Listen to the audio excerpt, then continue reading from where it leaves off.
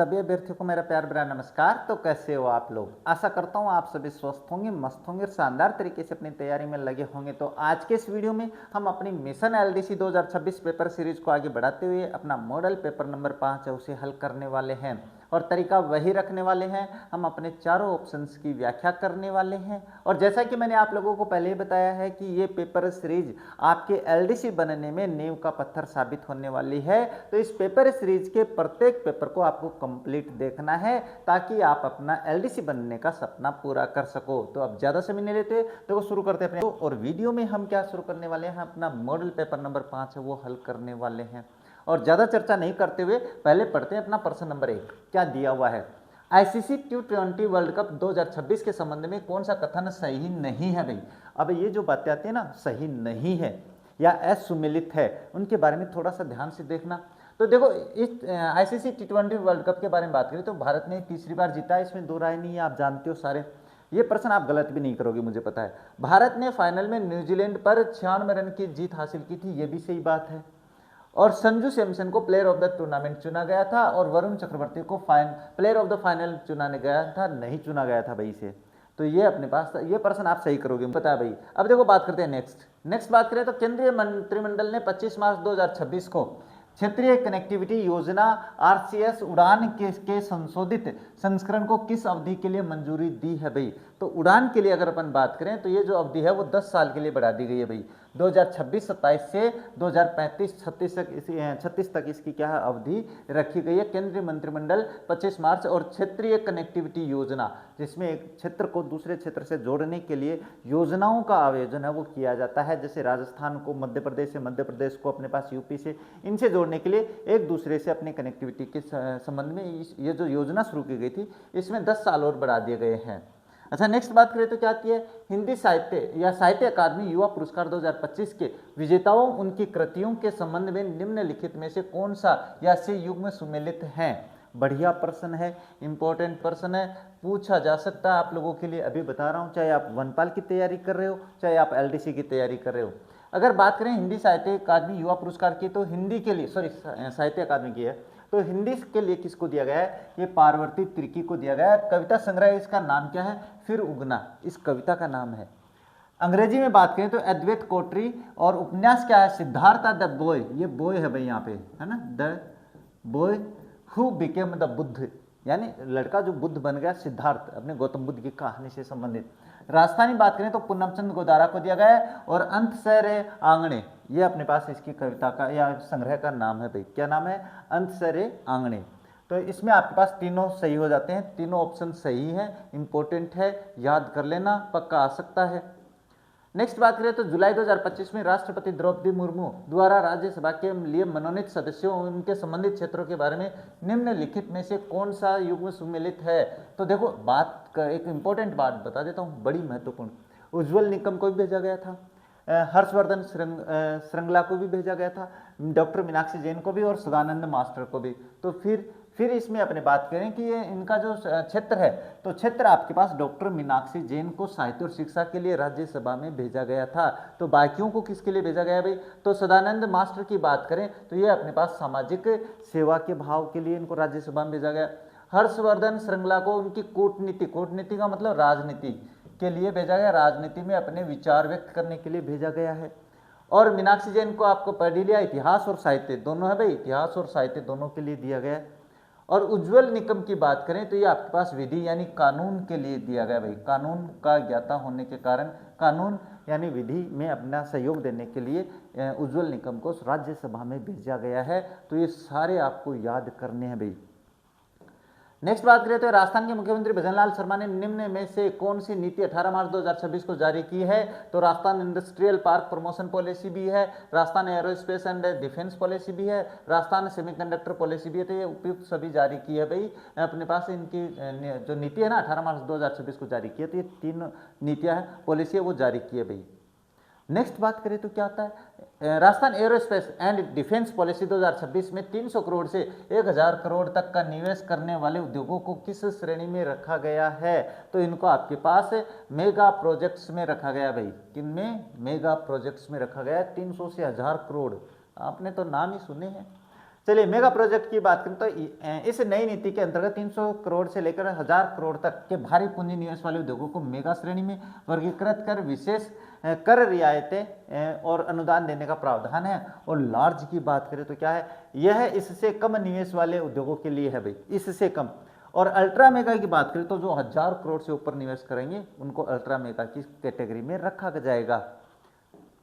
Next क्या है, पर्यटन विभाग द्वारा ऊंट उत्सव आयोजन 9 से 11 जनवरी 2026 को कहाँ किया गया, तो भाई बीकानेर में किया गया है। ध्यान में रख लेना, पक्का पूछ सकते हैं यहाँ से आंसर, सॉरी क्वेश्चन। क्या है, 9 जनवरी से 11 जनवरी तक चला है। कहाँ हुआ है, बीकानेर में हुआ है। क्या हुआ, ऊंट उत्सव हुआ, ऊंट उत्सव।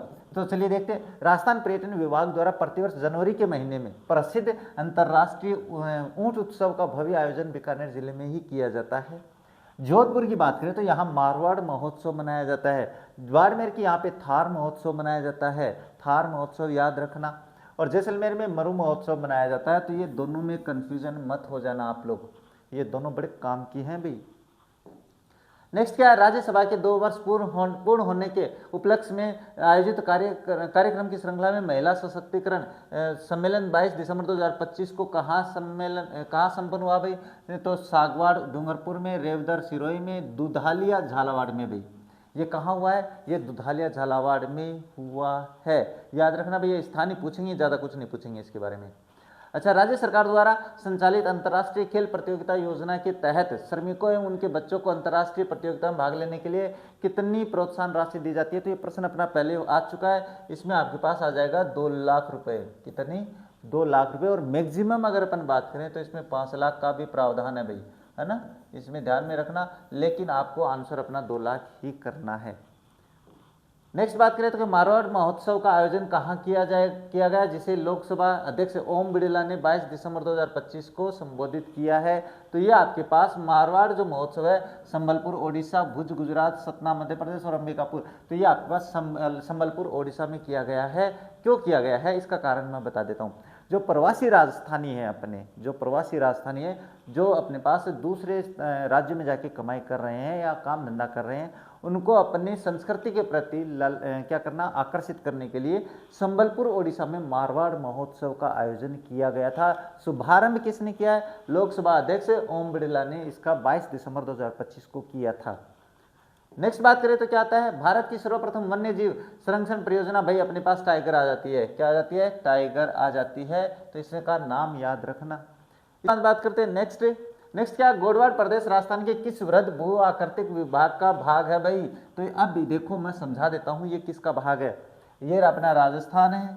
और राजस्थान की अगर अपन बात करें, राजस्थान की बात करें तो राजस्थान को कितने भौतिक प्रदेशों में बांट रखा हमने, कितने, तो भौतिक प्रदेश हो गए अपने 4 कौन से भाई, मैंने बताया था, एक तो अरावली कर लिया करो, और एक ये कर लिया करो, और एक ये करके और इस तरीके से कर लिया करो भाई, है ना। ये अपन देख लेते हैं।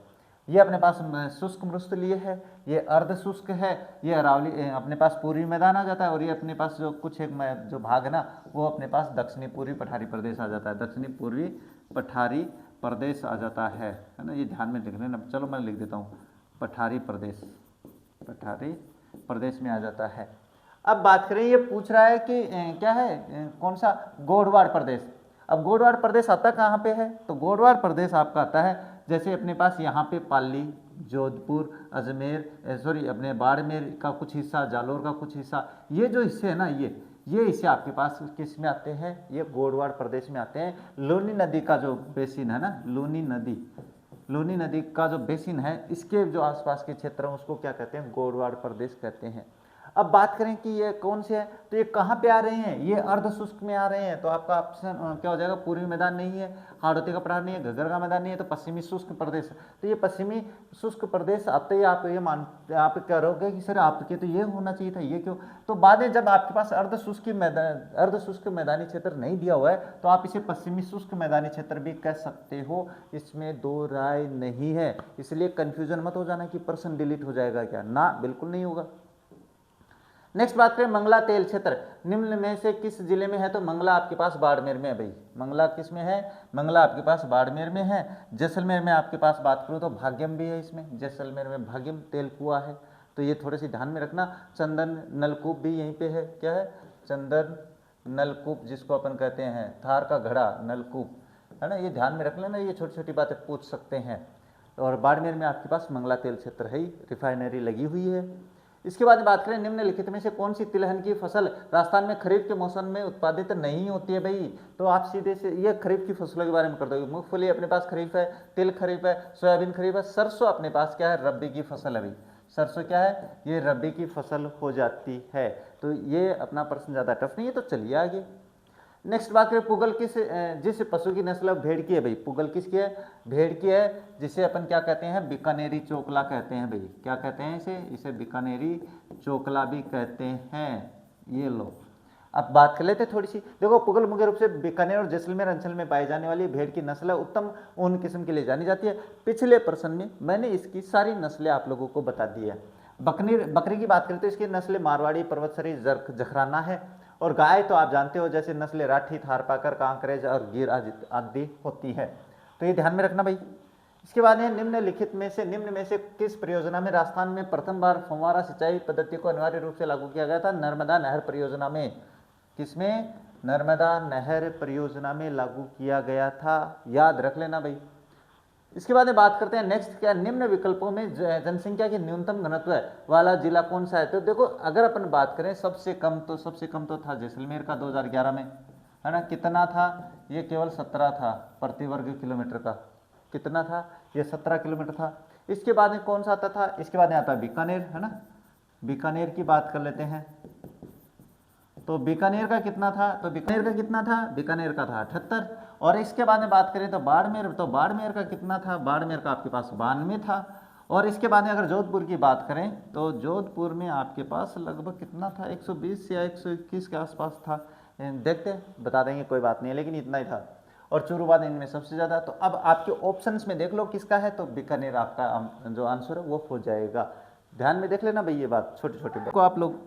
अब देखो, बात करते हैं नेक्स्ट, क्या राजस्थान की निम्न में से किस झील को रामसर आर्द्र भूमि की सूची में सम्मिलित किया गया है। तो ये प्रश्न तो आपको याद है भाई, क्या है, इसमें अपने पास सांबर झील को क्या है, शामिल किया गया है। अभी रामसर आर्द्र भूमि क्या होती है भाई, इसके बारे में थोड़ी सी चर्चा करना जरूरी है। तो रामसर भूमि है अपने पास 1971 में, है ना, 1971 में आपके पास ईरान में एक सम्मेलन हुआ था। कहाँ, रामसर भूमि नामक रामसर स्थान पे, रामसर स्थान है भाई ईरान में, वहाँ पे अंतर्राष्ट्रीय अपने पास सम्मेलन हुआ था। और इसमें क्या था, इस सम्मेलन में एक कन्वेंशन, यानी रामसर कन्वेंशन नाम दिया गया था इसको। इसका मतलब था कि अपने पास जो अंतर्राष्ट्रीय स्तर की जो जलमग्न स्थान है, जैसे अपनी सांबर झील है, जलमग्न जो स्थान है उनको बचाने के लिए, है ना, उनको बचाने के लिए एक अधिवेशन हुआ था। उस अधिवेशन में जो अंतर्राष्ट्रीय स्तर पर जिसको अपने पास शामिल कर लिया जाता है वो रामसर आर्द्र भूमि में शामिल होती है। इसमें जैसे दलदल जो भूमि होती है ना, दलदल भूमि जो होती है, या जो पानी से जलमग्न रहती है, जलमग्न रहने वाली, इनको अपने पास शामिल किया जाता है। तो राजस्थान की सांबर झील को इसमें शामिल किया गया है। और इसके बाद में इसको क्या अंतर्राष्ट्रीय स्तर पर अपने शामिल कर लेते हैं। तो जब अंतर्राष्ट्रीय स्तर पर शामिल किया जाता है तो इस रामसर स्थान के कारण इसको रामसर आर्द्र भूमि में शामिल कर लिया जाता है। अच्छा, इसके बाद में बात करें नेक्स्ट, तो राजस्थान में कृषि में सर्वाधिक कृषित क्षेत्रफल निम्न में से किस फसल का है, तो बाजरे का भाई। क्यों है, क्योंकि आपके पास एक मरुस्थलीय क्या है, मरुस्थलीय फसल है कि नहीं है, मरुस्थलीय फसल। और मरुस्थलीय फसल है तो इसका मतलब अपना क्षेत्रफल कितना, मरुस्थल का क्षेत्रफल अगर अपन बात करें तो लगभग 60% के आसपास आ जाता है। वैसे तो 61% पे आ जाता है, लेकिन 60% अगर माने तो 60% क्षेत्र में लगभग जो आम किसान है वो बाजरा बोता है, इसीलिए सबसे ज़्यादा अपने पास बाजरे का कृषित क्षेत्र है।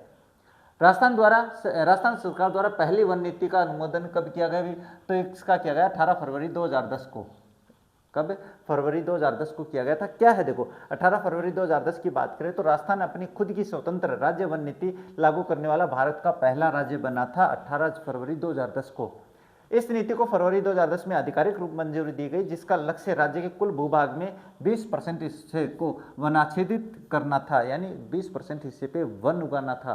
फिलहाल हम बहुत नीचे हैं वनों के मामले में, तो ये ध्यान में रखना भाई। अच्छा, नेक्स्ट बात करें ऊर्जा संकट राजस्थान की प्रमुख समस्या है। निम्नलिखित में से कौन सा एक ऊर्जा स्रोत है ग्रामीण राजस्थान में सहायक होगा। देखो, इसके बारे में 2 पॉइंट होते हैं भाई। अगर ग्रामीण क्षेत्र की बात करें तो बायोगैस जो है ना वो अपने पास ज़्यादा सहायक होगी, लेकिन सौर ऊर्जा का भी नाम आ सकता है। तो पहले अपन प्राथमिकता देंगे अपने पास बायोगैस को, क्योंकि ग्रामीण क्षेत्र में अपने पास जो जानवर हैं, अपन पालतू जानवर जिनको कहते हैं यानी केटल्स जिनको कहते हैं, वो बहुत है। तो केटल अगर जहाँ पे ज़्यादा होंगे वहाँ पे इस गैस से ऊर्जा का निर्माण है वो अधिक होगा। तो ये थोड़ी सी ध्यान में रखने वाली बात है भाई। नेक्स्ट बात करें तो क्या है, राजस्थान की टेक्सटाइल सिटी आप जानते हो भाई भीलवाड़ा है, इसमें बताने की आवश्यकता ही नहीं है मुझे। इसके बाद में बात करें नेक्स्ट, तो नेक्स्ट क्या दिया हुआ है, हाँ नेक्स्ट है अपने पास निम्नलिखित में से बाहरी संस्था राजस्थान अक्षय ऊर्जा प्रसारण निवेश कार्यक्रम के लिए वित्तीय सहायता प्रदान कर रही है। तो एडीबी एशियन विकास बैंक ये आपको भारत में अक्षय ऊर्जा यानी सौर ऊर्जा के निर्माण के लिए विकास के लिए पैसे जो दे रही है वो एशियन विकास बैंक दे रहा है, एडीबी याद रख लेना भाई। करौली औद्योगिक क्षेत्र कहाँ स्थित है भाई, तो करौली के नाम से ऐसे घबरा मत जाना भाई कि अपने पास करौली में कर दो, नहीं करौली में नहीं है, ये भिवाड़ी में आपके पास, भिवाड़ी अलवर ध्यान में रखना। क्या भिवाड़ी अलवर करौली जो औद्योगिक क्षेत्र है वो कहाँ पे है, भिवाड़ी में है। इसके बाद में बात करें जनकपुरा और सारवाड़ खाने जिस खनिज के लिए उत्पादन के लिए मानी जाती है वो क्या है भाई, वो तांबड़ा है भाई। क्या है, जनकपुरा और सरवाड़ है भाई, ये खाने किसके लिए, ये तांबड़े के लिए प्रसिद्ध है। तो तांबड़ा क्या, रक्तमणि जिसको कहते हैं। टोंक के जनकपुरा और राजमहल खदानें और तथा अजमेर की सरवाड़ खदानें जो है वो बहुमूल्य खनिज तांबड़ा गार्नेट के उत्पादन के लिए पूरे देश में प्रसिद्ध है। तांबड़ा उत्पादन में राजस्थान का एकाधिकार है भाई, तो ये भी ध्यान में रखना कौन सी धातु पे या किस खनिज पर आपके पास राजस्थान का एकाधिकरण है, तो अपने पास एक तांबड़ा में भी एकाधिकार है राजस्थान का। पन्ना की बात करें तो इसके मुख्य क्षेत्र राजसमंद का कालागुमान और उदयपुर की तीखी क्षेत्र है जिसे हरी अग्नि या बेल्ट भी कहते हैं, हरी अग्नि बेल्ट भी कहते हैं। तो याद रखना भाई ये दोनों चीजें इंपॉर्टेंट हो जाती है। नेक्स्ट बात करें तो क्या दे रखा है, कथन सत्य कथन चुनना वे, राजस्थान सरकार का सोडियम सल्फेट बनाने का कारखाना डीडवाना झील से कच्चा माल प्राप्त करता, बिल्कुल सत्य बात है। सोडियम क्लोराइड की 98% होने सोडियम क्लोराइड की मात्रा 98% होने के कारण पचभद्रा झील का नमक सबसे उत्तम होता है, सबसे बढ़िया पॉइंट है ये भी। लूणकरण सेल है बीकानेर में स्थित है और देश के कुल नमक उत्पादन का 8% नमक सांबर झील से प्राप्त होता है। ये चारों ही कथन सत्य हैं, चारों ही खारी झील है, चारों कथन सत्य हैं, तो आप देख लेना भाई। राज्य का प्रथम सुपर ताप विद्युत ग्रह कौन सा है भाई, ये प्रथम सुपर ताप विद्युत ग्रह की बात करें तो ये सूरतगढ़ सुपर ताप विद्युत ग्रह है भाई। कहाँ पे है, ये गंगानगर में है। कहाँ, गंगानगर की बात कर रहा हूँ भाई। इसके बाद में अगर बात करें तो अंता विद्युत ग्रह भी आता है जो कहाँ पे है, ये 12 आता है भाई। तो दोनों पॉइंट हो जाते हैं। अब ये क्या होता है, सुपर ताप विद्युत की बात करते हैं या सुपर थर्मल पावर स्टेशन बोलते हैं, तो क्या होता है, ये कोयला आधारित बिजली बनाने का होता है भाई, कोयला आधारित है ना, कोयला आधारित जो बिजली बनती है उसको सुपर थर्मल पावर स्टेशन कहते हैं भाई। नेक्स्ट क्या, राजस्थान में अब्रक माय का उत्पादन में भीलवाड़ा है, बताने की आवश्यकता नहीं है, रिवाइज हो चुका है। अच्छा, निम्न कथनों पर विचार कीजिए। वार्ड सभा का अध्यक्ष वार्ड पंच होता है, बिल्कुल होता है। वार्ड सभा की प्रतिवर्ष कम से कम 2 बैठकें अनिवार्य है, ये भी सत्य बात है। ग्राम पंचायत में जितने पंच होते हैं उसके 3 गुना वार्ड होते हैं, नहीं गलत, बिल्कुल गलत पॉइंट है। जितने पंच होंगे उतने ही वार्ड होंगे अपने एक गांव में, तो आपके पास 1 और 2 सही है, बाकी तीसरा गलत है। युवा उद्यमिता प्रोत्साहन योजना YEPS जिसको कहते हैं किसके द्वारा शुरू की गई है, तो राजस्थान वित्त कहाँ पे है भाई, ये RFC राजस्थान वित्त निगम द्वारा शुरू की गई है। इसमें क्या है भाई, 45 वर्ष तक के पढ़े लिखे युवाओं को खुद का नया उद्योग या स्टार्टअप शुरू करने के लिए कम ब्याज दर पर 5 करोड़ तक का ऋण देने युवा उद्यमिता प्रोत्साहन योजना मुख्य रूप से RFC द्वारा संचालित की जा रही है। तो अगर आप 45 साल तक हो तो आप युवा ही हो, है ना, अपने आप को बुजुर्ग मत मान लेना। चलिए नेक्स्ट क्या है, सत्य कथनों की बात करेंगे तो क्या, पूर्वी मैदान भाग राज्य के अधिकांश लगभग 23.9 भूभाग पर फैला, बिल्कुल सही बात है, अभी बताएंगे। और अगर बात करें बनास बाणगंगा बेसिन को पीडमान का मैदान कहते हैं, ये भी सही बात है। चंबल और बनास के बीच की भूमि विंध्यन कगार भूमि कहलाती है, सही बात है।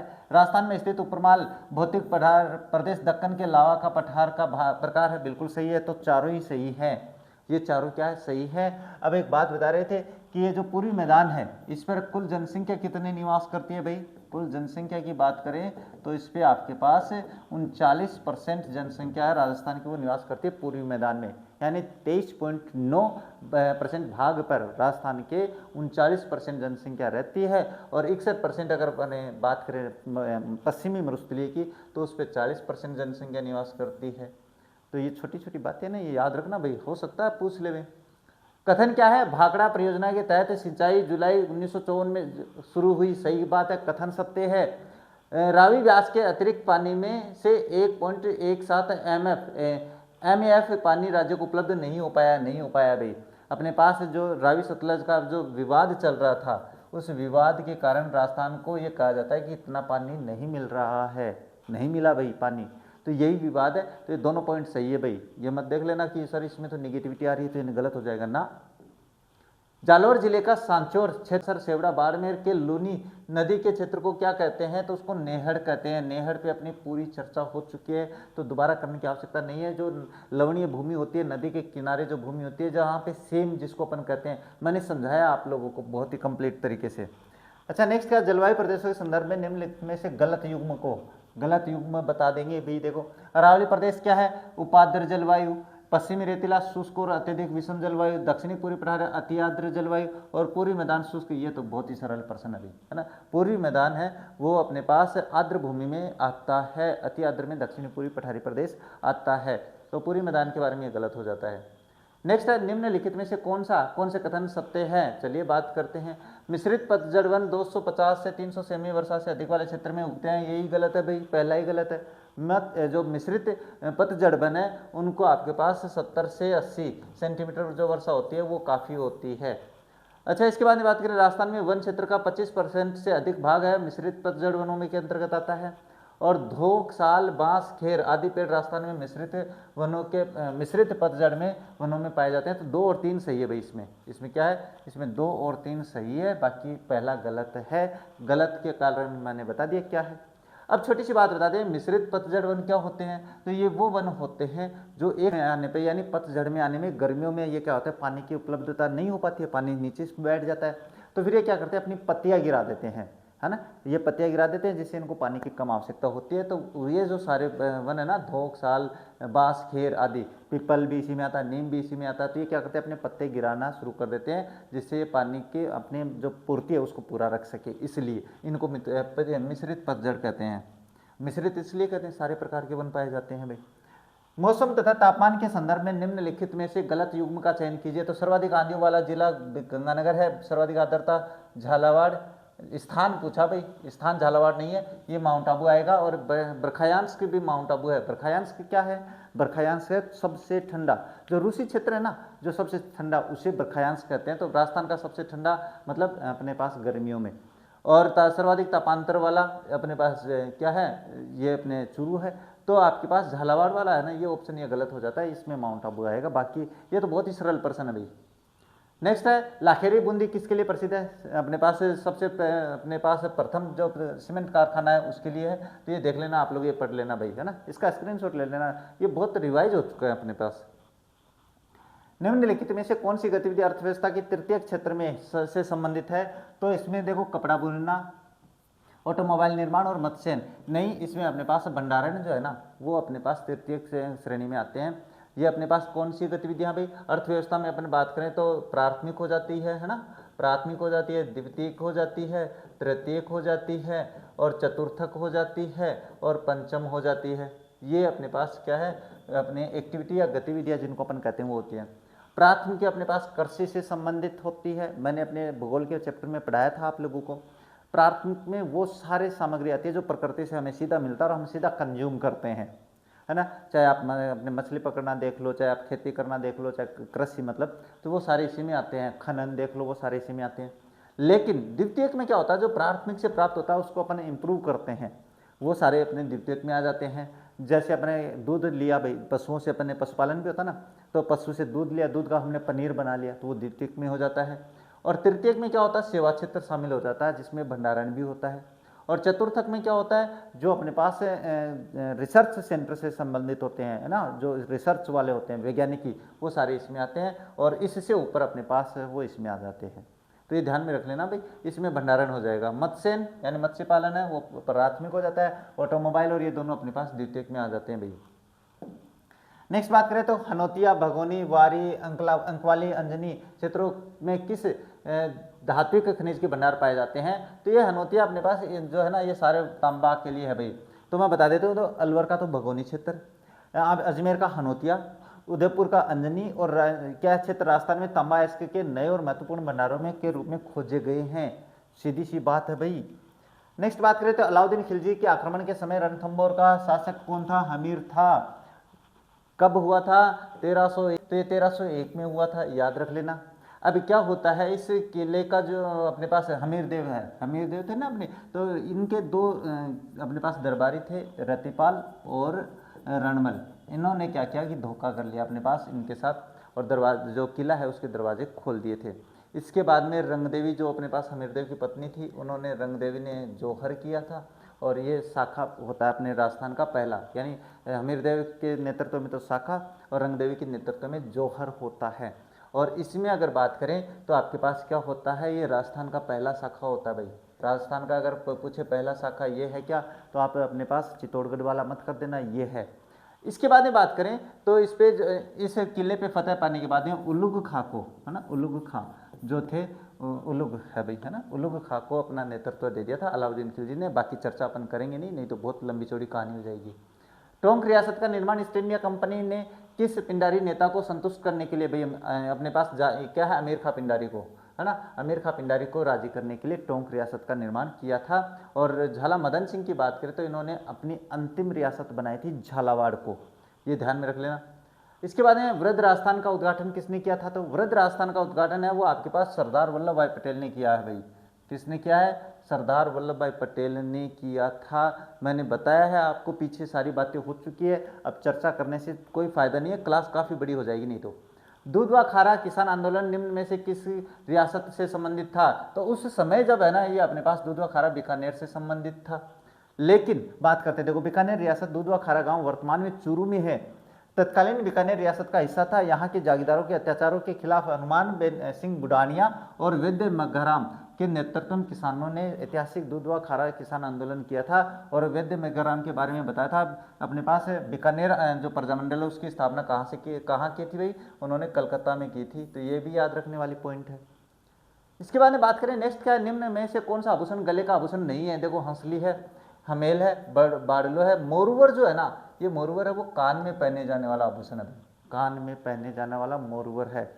अच्छा, इसके बाद में बात करें नेक्स्ट, तो नेक्स्ट राजस्थान में गणगौर उत्सव महोत्सव किसके लिए श्रद्धा से मनाया जाता है भाई? तो देवी पार्वती और भगवान शिव के लिए मनाया जाता है। इसके बारे में ये पढ़ लेना आप लोग, ये ज़्यादा समझाने की आवश्यकता नहीं भाई, ये तो बहुत सरल है। राजस्थान में गोगा जी की समाधि जगह को क्या कहा जाता है? समाधि को हम क्या कहते हैं भाई?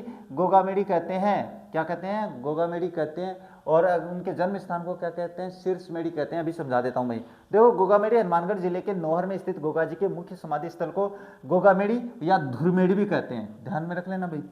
इसकी बनावट मकबरेनुमा है, जहाँ मकबरेनुमा भाई, मकबरेनुमा है जिस पर बिस्मिल्लाह अंकित है। यहाँ भाद्रपद कृष्णा नवमी गोगा नवमी को विशाल मेला भरता है। तो ये याद रखना है, ये पॉइंट बड़ा महत्वपूर्ण है। ददरेवा चूरू की बात करें तो गोगा जी का जन्म स्थान है, जिसे शीर्षमेड़ी कहा जाता है, क्योंकि युद्ध के दौरान उनका सिर यहीं पे गिरा था, शीर्षमेड़ी में। नेक्स्ट क्या है? ब्राह्मण साहित्य की प्रमुख रचनाओं एवं उनके क्या है, उनके लेखकों के संदर्भ में निम्न में से कौन सा विकल्प सुमेलित नहीं है? देखो, अजितोदय की बात करें तो भट्ट जगजीवन ने लिखी है भाई। और पार्श्वनाथ चरित्र बोले तो श्रीधर ने लिखी है। व्रतक कथा कोश है वो आपके पास हरिसेन ने लिखी है। करमचंद वंशोत्कीर्तन है वो सदाशिव ने नहीं लिखी है। तो फिर किसने लिखी है? ये जयसोम ने लिखी है भाई। किसने?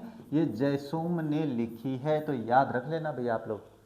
इसके बाद में बात करते हैं वह जिला जिसमें लोक देवता रामदेव जी की समाधि अवस्थित है। ये तो जैसलमेर आप जानते हो, और ये पढ़ लेना आप लोग। कब मेला भरता है ये ध्यान में रख लेना भाई, पूछ सकते हैं आपसे। संगीत घरानों का मिलान उनके कलाकारों से कीजिए भाई। ऑप्शन तो नहीं है, लेकिन बाकी सारे ये मिले हुए हैं। मेवाती घराना उस्ताद नजीर खान है, और अपने पास बीकानेरी घराना मान गाय की अल्लाह जिलाई बाई है, और जयपुर का बीकानेर घराना रजब अली खान है। तो ये सारे मैच है, बाकी ऑप्शंस वाले नहीं है, हटा दिए शायद, कोई बात नहीं है। यदि कि एक व्यक्ति, हाँ अब अपने पास यहाँ से विज्ञान शुरू हो जाती है भाई। तो यदि एक व्यक्ति केवल दूध अंडों रोटी का आहार करता है तो कौन सा रोग हो सकता है? स्कर्वी रोग हो सकता है भाई। उसको कौन सा रोग हो सकता है? स्कर्वी रोग हो सकता है। क्यों हो सकता है? क्योंकि स्कर्वी रोग के लिए अपने शरीर में खटाई जाना जरूरी होता है ना। तो मैं बता देता हूँ, देखो स्कर्वी रोग विटामिन सी की कमी से होता है। विटामिन सी मुख्य रूप से ताजे खट्टे फल जैसे आंवला, नींबू, संतरा और हरी मिर्ची में पाया जाता है। दूध, अंडे और सूखी रोटी में विटामिन सी बिल्कुल नहीं होता, इसलिए लंबे समय तक केवल इसी डाइट पर रहने से मसूड़ों में खून आने से स्कर्वी बीमारी हो सकती है। समझ में आ गई? नीचे क्या है, रिकेट्स क्या होता है भाई? यह विटामिन डी की कमी से होता है जो अंडे दूध से मिल जाता है।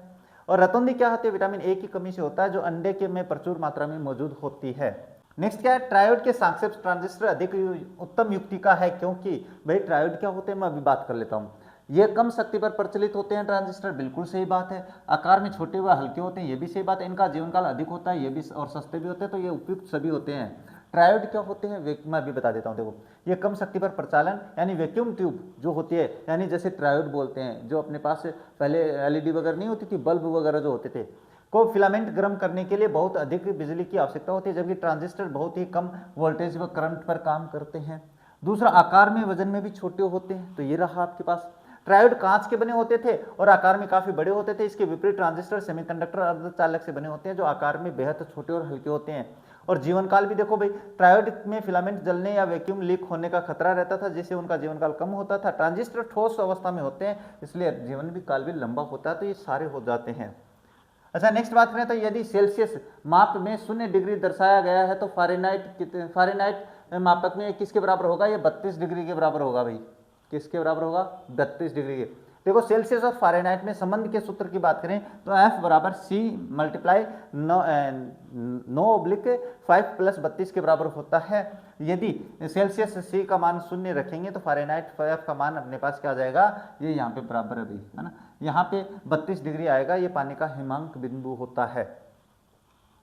किस वस्तु पर कार्यरत बल व सामान्य अंतराल के गुणनफल को कहते हैं? किसी वस्तु पर कार्यरत बल, है ना, किसी वस्तु पर कार्यरत बल है और समय अंतराल है तो उसको क्या कहते हैं? उसको आवेग कहते हैं। क्या होता है आवेग? जब कोई बड़ा बल किसी वस्तु पर बहुत कम समय के लिए काम करता है तो बल और उस समय अंतराल के गुणनफल को आवेग कहते हैं। यह संवेग में परिवर्तन के बराबर भी होता है। होता फिर भाई, किसी वस्तु के द्रव्यमान और उसके वेग के गुणनफल को संवेग कहते हैं। द्रव्यमान जो मास होता है ना किसी वस्तु का, उसके और उसके वेग के गुणनफल को क्या कहते हैं? अपने संवेग कहते हैं। वेग क्या होता है फिर? एकांक समय में किसी वस्तु द्वारा निश्चित दिशा में तय की गई दूरी को वेग कहते हैं।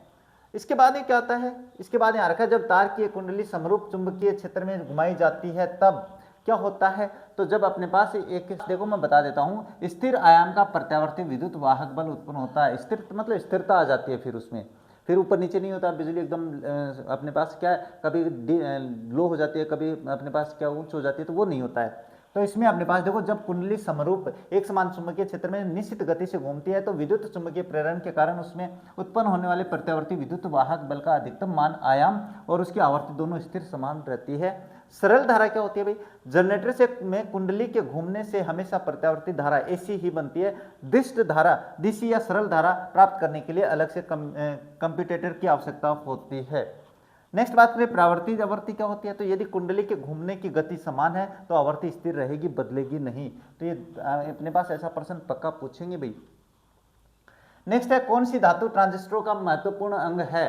तो ये आपके पास जर्मेनियम होती है भाई। ये पहले भी आ चुका है ये प्रश्न, जर्मेनियम। तो इसके बारे में पढ़ लेते हैं। एक अर्धचालक पदार्थ है। ट्रांजिस्टर, डायोड और कंप्यूटर चिप्स बनाने के लिए मुख्य रूप से जर्मेनियम और सिलिकॉन का, ये बात आ चुकी है भाई अपने पास। तो ये देख लेना आप लोग, सारी बातें अपने पास यहाँ पे है, इसका स्क्रीनशॉट ले लेना। नेक्स्ट है, कार के हेडलाइट के रूप में निम्न में से किस प्रकार का दर्पण प्रयुक्त होता है? तो इसमें आपके पास अवतल दर्पण होता है भाई। अवतल दर्पण क्यों? तो बात करते थे, कार के हेडलाइट के फोकस बिंदु पर जब लाइट का बल्ब रखा जाता है तो अवतल दर्पण से टकराने के बाद प्रकाश की किरणें सीधी और शक्तिशाली समानांतर किरण पुंज के रूप में दूर तक जाती है। और अगर उत्तल दर्पण की बात करें तो इसका उपयोग वाहनों में पीछे का ट्रैफिक देखने के लिए साइड मिरर के रूप में किया जाता है, क्योंकि सीधा और छोटा प्रतिबिंब बनाता है। तो ध्यान में रख लेना भाई, जो पीछे देखते हैं वो तो अपने उत्तल होता है और जो सामने जाता है वो उत्तल होता है। नत दर्पण क्या होता है? यह एक झुका हुआ समतल हिस्सा जो कि हेडलाइट के काम नहीं आता है। और समतल दर्पण की बात करें तो इसका उपयोग घरों में चेहरा देखने के लिए किया जाता है। ये प्रकाश को समानांतर फोकस नहीं करता है। इसके बाद में क्या है, ठोस कपूर से कपूर वाष्प बनने की प्रक्रिया को क्या कहते हैं, इसे कहते हैं ध्रुवपातन कहते हैं भाई। इसे क्या कहते हैं, ध्रुवपातन। यानी कोई अपने पास कोई ऐसी वस्तु, ऐसी क्या है, जो धातु या पदार्थ है, जिसको गर्म करने पर वो पिघलता नहीं है, सीधा वाष्प बनता है, वो आपके पास ध्रुवपातन की कैटेगरी में आता है। देखो, वह क्रिया जिसमें कोई ठोस पदार्थ गर्म करने पर बिना द्रव्य अवस्था में सीधे गैस या वाष्प में बदल जाता है, उसे ध्रुवपातन कहते हैं। जैसे कपूर, नौशादर और नेफ्थलीन, नाम याद रख लेना, कपूर ही नहीं पूछेगा। वाष्पीकरण क्या, जब पदार्थ का वाष्प या गैस में बदलना वाष्पीकरण कहलाता है। जैसे पानी का भाप बनना होता है। हिमीकरण, ठोस बनना, पानी का जमना और पिघलना, आप जानते हो, तो ये सारी ध्यान में रख लेना। पारा के विषय में असत्य कथन का, पारा क्या है, ये 30 डिग्री सेल्सियस पे जमता है, नहीं, यही गलत है भाई, पारा जमता ही नहीं है, उच्च तापमान क्या 30 डिग्री सेल्सियस पे जमता नहीं है। हाँ, ये सब भारी द्रव्य है, बिल्कुल। इसका अपेक्षिक घनत्व वो 13.6 है और इसका मुख्य अयस्क शून्य बार है। तो बस ये अपने पास 30 डिग्री सेल्सियस पे जमता नहीं है भाई, क्योंकि पारा जो मरकरी होती है वो कमरे के औसत तापमान पर भी क्या है, द्रव्य अवस्था में पाई जाती है। और एक मैंने कल के वीडियो में एक धातु भी बताई थी जो द्रव्य अवस्था में पाई जाती है, अधातु। तो कौन सी थी, वो ब्रोमीन थी।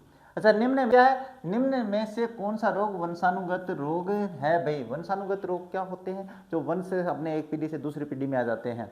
तो देखो, ब्रोंकाइटिस है, इसके बारे में बात करते हैं, रतौंधी के बारे में बात करते हैं, ओस्टियोपोरिस के बारे में बात कर लेते हैं, और सिकल सेल एनीमिया। तो इस सबसे पहले तो आपका आंसर पता होना चाहिए, सिकल सेल जो एनीमिया है वो एक वंशानुगत रोग है। अब बात करते हैं इनके बारे में, जो विशेषता है वो जानना जरूरी है। देखिए, सिकल सेल एनीमिया के बारे में बात करें तो ये एक आनुवांशिक वंशानुगत रक्त विकार है भाई, जिसमें माता पिता के जो खराब जीन्स के कारण बच्चे का लाल रक्त कोशिकाएं जो होती हैं, आरबीसीज जो होती हैं, हंसे के आकार की हो जाती है, और शरीर में खून और ऑक्सीजन की कमी हो जाती है। सबसे पहले तो ये ध्यान में रखना, सिकल सेल एनीमिया में क्या होता है, जो आरबीसी होती है अपने, वो हंसिए के आकार की हो जाती है, जिससे आपके पास खून और ऑक्सीजन की कमी हो जाती है। नेक्स्ट बात करें, ब्रोंकाइटिस क्या होता है। यह श्वसन तंत्र, फेफड़ों की नलियों में होने वाली एक सूजन संबंधी बीमारी है, जो प्रदूषण या धूम्रपान से होती है।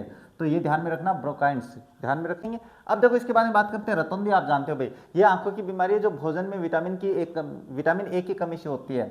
और ऑस्टियोपोरोसिस की बात करें तो ये हड्डियों की कमजोरी से जुड़ी बीमारी है, जो बढ़ती उम्र में कैल्शियम और विटामिन डी की कमी से होती है। तो ये पहचान उद्देश्य जो होते हैं ना इनकी, वो याद रखना जरूरी है भाई। नेक्स्ट क्या है, किस जीवाणु द्वारा डिब्बाबंद खाद्य में विषाक्तता एवं गैस एक ही साथ उत्पन्न होती है। तो इसमें अगर अपन बात करें तो क्लास्ट्रीडियम बोटुलिनम जो अपने पास है उसके कारण होता है भाई। ये जीवाणु वो है जो डिब्बाबंद खाद्य में भी दोनों प्रकार की जो समस्या वो पैदा कर सकता है। देखो, क्लास्ट्रीडियम बोटुलिनम यह एक ऐसा जीवाणु है जो बिना ऑक्सीजन जैसे डिब्बाबंद भोजन में पनपता है। यह भोजन में घातक जहर विषाक्तता पैदा करता है और साथ ही गैस छोड़ता है, जिससे डिब्बा फूल जाता है। ये ध्यान में रख लेना, पूछ सकते हैं भैया। अच्छा, साल्मोनेला टाइफोसा की बात करें तो इस जीवाणु के कारण मनुष्य के टाइफाइड मियादी बुखार होता है, तो ये भी ध्यान में रखना। सिगेला बॉयडी की बात करें तो इसके संक्रमण से पेचिस या दस्त पेट की बीमारी होती है। और एस्चेरिचिया की बात, कोलाई की बात करें तो ई कोलाई बोलते हैं इसको। यह मनुष्य की आंत में पाया जाने वाला सामान्य जीवाणु है, जो कभी कभी पेट खराब होने के कारण बनता है। तो ये अपने इन जीवाणु से संबंधित प्रश्न आएगा, पक्का आएगा। हाँ, नेक्स्ट क्या है, निम्न में लिखित में से किस पर्यावरण में जैव द्रव्यमान का वार्षिक उत्पादन न्यूनतम होता है। तो ये मैंने आपको पहले बता दिया, गहरे सागर में न्यूनतम होता है भाई। इसका कारण क्या है, देखो, गहरे समुद्र में सूर्य का प्रकाश नहीं पहुंच पाता है, जिससे वहां प्रकाश संश्लेषण भोजन बनाने की प्रक्रिया नहीं होती है। इस कारण वहां जैव द्रव्यमान बायोमास का वार्षिक उत्पादन सबसे कम होता है।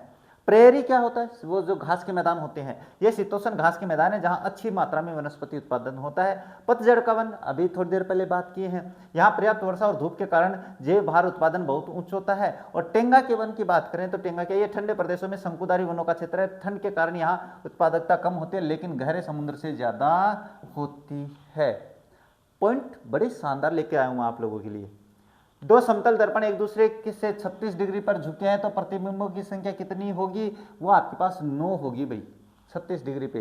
कैसे बनते हैं सर ये, तो इसका सूत्र है आप लोगों के पास, है ना।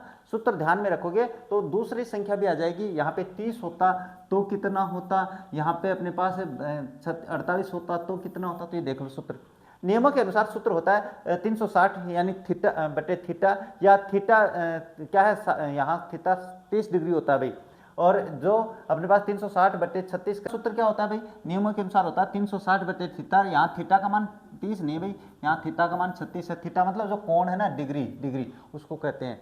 तो जितनी डिग्री पे वो झुका होता है उसका भाग अपन थीटा में दे देंगे, ऐसे 360 में दे देंगे। तो यहाँ पे 360 में दे देंगे तो 10 आएगा। और चूंकि 10 क्या है, एक सम संख्या है, इसलिए शुद्ध उत्तर आपके पास 10 में से 1 घटा देंगे। यानी अगर समांक आता है, सम संख्या आती है, तो उसमें से 1 घटाना होता है। क्योंकि जब समतल दर्पण दो अपने पास 36 डिग्री पे ऐसे घुमा कर रखते हैं, तो इसमें अपने पास एक ये जो पॉइंट होता है ना, यहाँ पे जो बनता है, ये दोनों का एक ही तो है, तो ये 1 घटाना पड़ता है। समझ में आ गई बात? हाँ, चलिए देखते हैं, प्रैक्टिकल करके देखेंगे बाद में।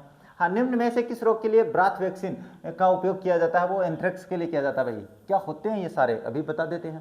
देखो, एंथ्रेक्स क्या है? ये पशुओं से मनुष्य में फैलने वाली एक खतरनाक बैक्टीरिया जनित बीमारी है। इसके बचाव के लिए पशुओं को ब्राथ कल्चर वैक्सीन ही दी जाती है, तो ये ध्यान में रख लेना। एंथ्रेक्स, टिटनेस आपको पता है, इसके बचाव के लिए टीटी यानी टिटनेस टॉक्साइड का या डीपीटी का टीका लगाया जाता है, ये भी सही बात है।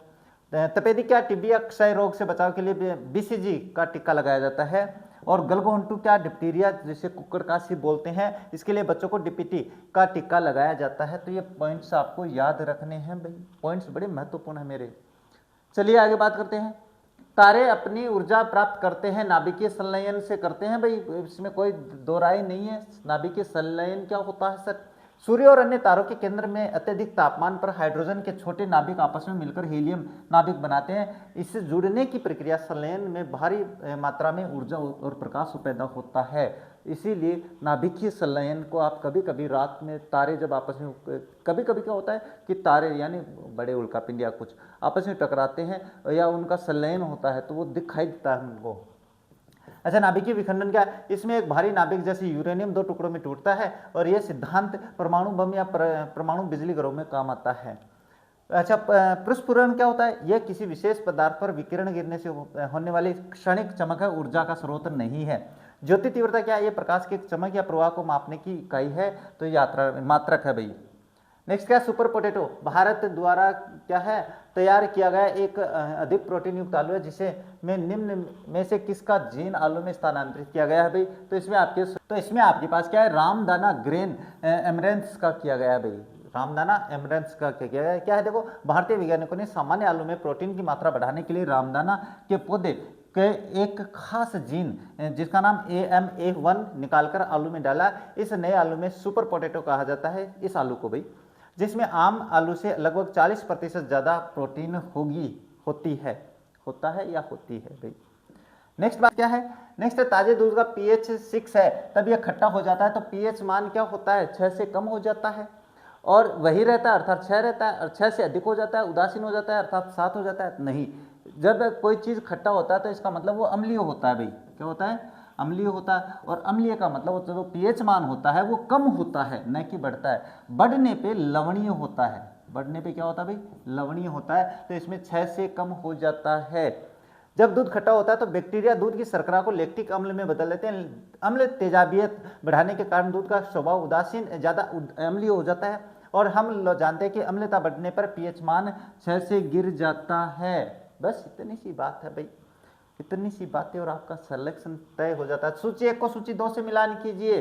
देखो, अपने पास बिना बुझा हुआ चूना, तो इसे क्या कहते हैं? कैल्शियम ऑक्साइड कहते हैं। और कास्टिक सोडा NaOH, जिसे अपन साबुन में यूज करते हैं, NaOH कहते हैं। और धोवन सोडा Na2CO3 सोडियम कार्बोनेट होता है। और खाने का सोडा पास क्या होता है? NaHCO3 सोडियम बाइकार्बोनेट होता है। तो ये सारे मैच किए हुए हैं भाई, तो ध्यान में देख लेना भाई। अच्छा, इसके बाद क्या है? निम्नलिखित में से कौन सा सुमेलित नहीं है? तो लैक्टिक अम्ल है आपके दूध में पाया जाता है। एसिटिक अम्ल जो है वो नींबू में नहीं पाया जाता है भाई। एसिटिक आपके पास क्या है? किसी के जो चींटियाँ वगैरह होती है उनके डंक में पाया जाता है, जो दर्द महसूस करवाता है ना वो। और नींबू में सिट्रिक अम्ल जो पाया जाता है वो पाया जाता है भाई, है ना, सिट्रिक। अब देख लेना भाई कोई गलत वगैरह ना हो जाए, सिट्रिक पाया जाता है। ब्यूटायरिक अम्ल की बात करें तो ये दुर्गंध युक्त मक्खन में होता है, और टार्टिक है वो इमली में होता है। तो ये तो बहुत ही सरल है, कर लोगे मुझे पता है, नहीं कर पाएंगे तो बार बार सुन लेना भाई।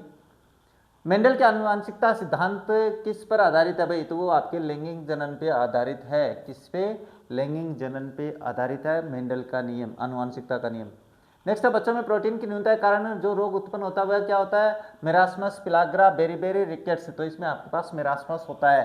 क्या होता है सर ये मेरास्मस? नाम ही कोनी सुनीड़ा मारा तो मैं सुना रहा हूँ। मेरास्मस ये छोटे बच्चों में प्रोटीन और कुल कैलोरी भोजन की भारी कमी से होने वाला कुपोषण का या सूखा रोग होता है। पिलाग्रा की भी बात करें तो क्या है? यह विटामिन बी यानी नियासिन की कमी से होने वाला एक त्वचा रोग है।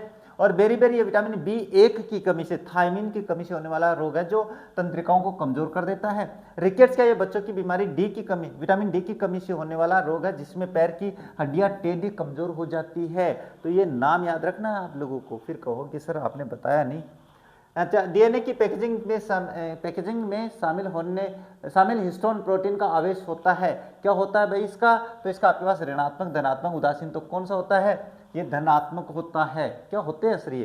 देखो हिस्टोन प्रोटीन में विशेष क्षारीय अमीनो एसिड होते हैं जिससे इस पर प्लस धनात्मक चार्ज होता है। कोशिका के केंद्रक में डीएनए पर माइनस ऋणात्मक चार्ज होता है। विपरीत चार्ज होने के कारण डीएनए आसानी से हिस्टोन प्रोटीन पर लिपट कर अच्छे से पैक हो जाता है। यही कारण है भैया। नेक्स्ट है गुणसूत्र की संरचना में निम्नलिखित सम्मिलित होते हैं। तो ये अपने पास क्या भाई? डीएनए, आरएनए और हिस्टोन होते हैं। ये बात हो चुकी है अपनी, है ना। कहाँ बात हुई सर? ये मेरी अपने पास super 30 one park super 30 model paper series में हो रही है ये बातें।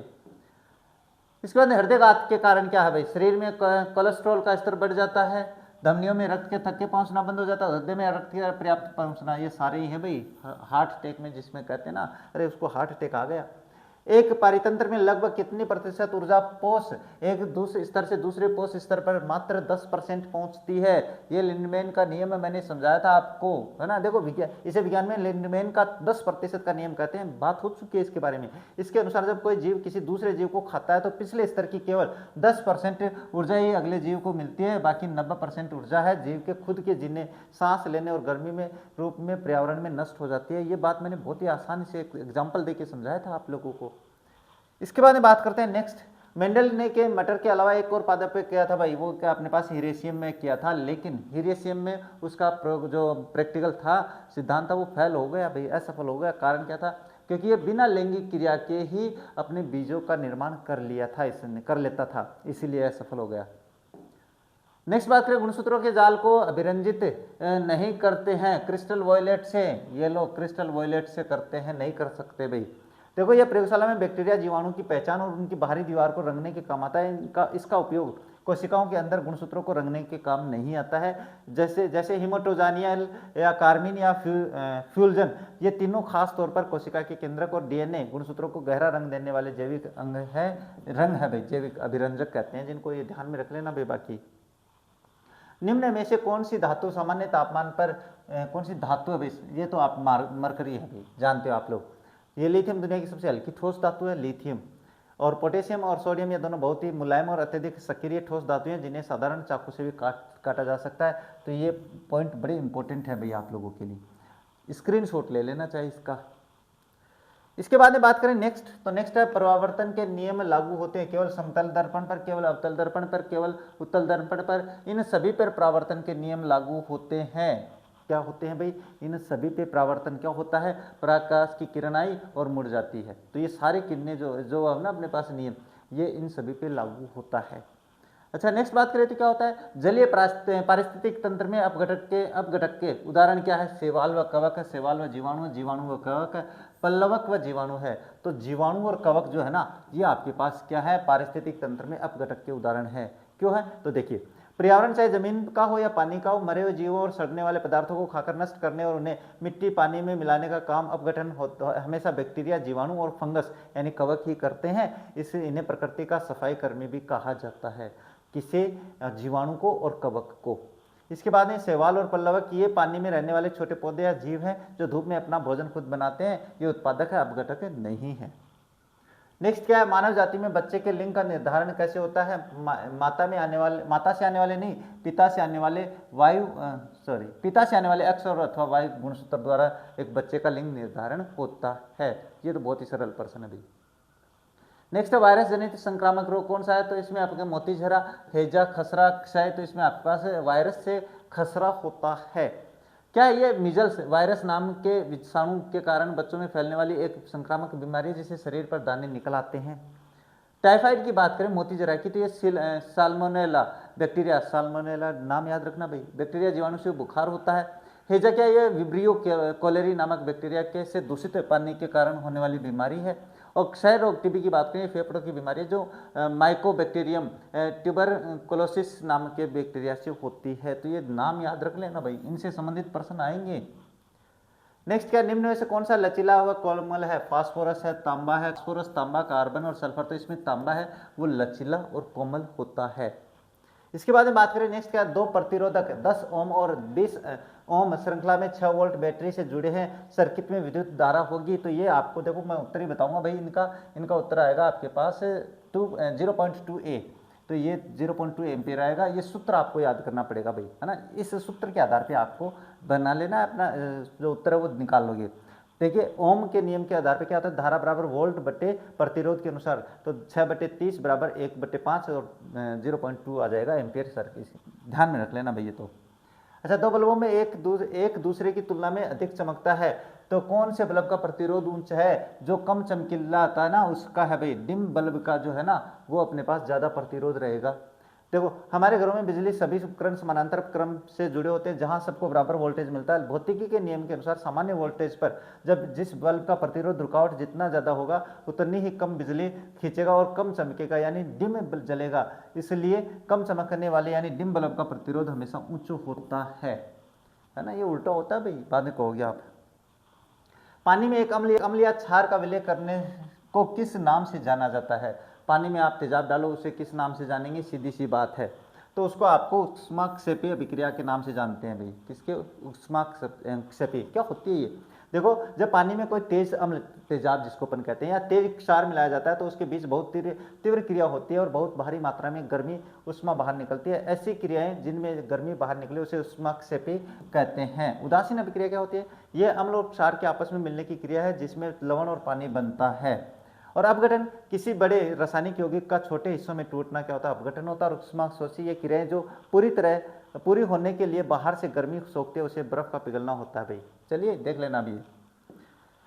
नेक्स्ट क्या, सोडियम बाइकार्बोनेट का सामान्य नाम क्या है? बेकिंग सोडा नाम है भाई इसका क्या नाम है? बेकिंग सोडा नाम है, जो कि खाने के काम आता है। सोडियम बाइकार्बोनेट को हम घरों में खाने का सोडा या बेकिंग सोडा कहते हैं। ये केक या भटूरे पर फूलने का काम करता है।